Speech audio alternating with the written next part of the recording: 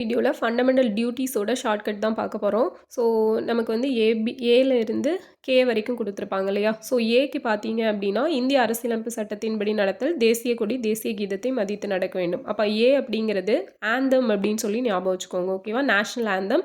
அப்போது தேசிய கீதம், அதில் தேசிய கொடியும் வந்துடும். அடுத்தது பிக்கு பார்த்தீங்க அப்படின்னா, பாபுஜி அப்படிங்கிறத ஞாபகம் வச்சுக்கோங்க. ஸோ பாபுஜி அப்படின்னா நம்ம காந்தியை சொல்லுவோம். ஓகேவா? ஸோ காந்தியோட அந்த அவர் எதுக்கு வந்து இம்பார்ட்டன்ஸ் கொடுத்துருப்பாரு? போராட்டத்துக்கு ஊக்கமளிக்க, உயர்ந்த எண்ணம், லட்சியம் இதெல்லாம் மதிக்கணும் அப்படிங்கிறது தான். ஸோ பாபுஜி அவரோட நோபல் ஐடியாஸ் அப்படிங்கிறது. ஓகேவா?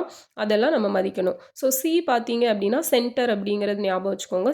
சென்டர் அப்படிங்கிறது எப்படி இருக்கணும்? ஒற்றுமையாக இருக்கணும், ஒருமைப்பாட்டோட இறையாண்மை. ஓகேவா? சோவரின்ட்டி, இன்டெகிரிட்டி அண்ட் யூனிட்டி. ஓகேவா? ஸோ இது மூணும் இருக்கணும். அண்ட் டிக்கு வந்து டிஃபெண்ட் அப்படின்னு ஞாபகம் வச்சுக்கோங்க. ஸோ நாட்டை பாதுகாக்கிறது. ஈக்கு பார்த்தீங்க அப்படின்னா ஈக்குவாலிட்டி. ஸோ ஈக்குவாலிட்டி அப்படிங்கும்போது நமக்கு வந்து சகோதர உணர்வு, நல்லிணக்கம் இது எல்லாத்தையும் இருக்கணும். எல்லாரும் ஈக்குவல் தான் அப்படின்னு சொல்லி நினைக்கிறது.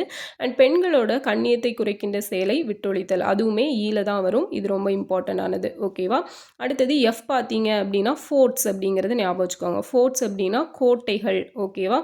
ஸோ கோட்டை, அப்போ கோட்டை அப்படின்னா கோட்டை வந்து ரொம்ப பாரம்பரியமாக இருக்கும் இல்லையா? ஸோ அதை ஞாபகம் வச்சுக்கலாம்.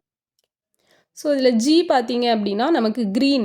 ஓகேவா? G for green. அப்போது என்விரான்மெண்ட். ஓகேவா? க்ரீன் என்விரான்மெண்ட் அப்படிங்கிறது. அண்ட் ஹெச் அப்படிங்கிறது வந்து ஹியூமனிசம் அப்படிங்கிறத குறிக்கும். ஓகேவா?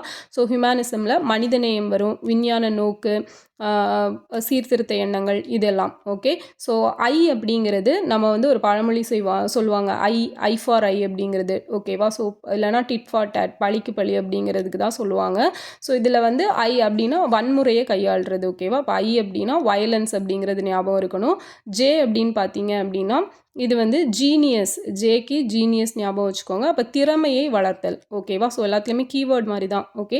ஸோ கே அப்படிங்கிறது கிட்ஸு. அப்போ கிட்ஸ் அப்படின்னா 6லேருந்து 14 வயது வரை உள்ள குழந்தைகளுக்கு கல்வி வாய்ப்பை கொடுக்கறது.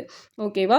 ஸோ அதுதான் இங்கே எழுதியிருப்பேன். A for anthem, abide, flag anthem. ஓகேவா? பி வந்து பாபுஜிஸ் நோபல் ஐடியா, சி வந்து centre, D for defend, E for equality, F for forts அதாவது பாரம்பரியம், அடுத்து G for green environment, H for humanism, I for violence அப்படிங்கிறது, J for genius in all spheres and K for kids. Okay. So இந்த video யூஸ்ஃபுல்லாக இருந்திருக்கும்னு நினைக்கிறேன். Next வீடியோவில் பார்க்கலாம். தேங்க்யூ.